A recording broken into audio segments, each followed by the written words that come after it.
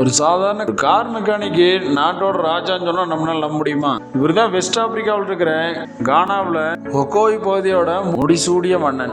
King பாசான்னு அழைக்கப்படுற இவருக்கு 22 வயசுலயே வெளியே போய் படிக்கிறதுக்கான வாய்ப்பும் கிடைச்சிருக்குதுங்க. ஜெர்மனியிலிருந்து இன்ஜினியரிங் முடிச்ச இவர் ஒரு மெக்கானிக்காவும் வேலை பார்த்துக்கிட்டு இருந்துக்கிறாரு.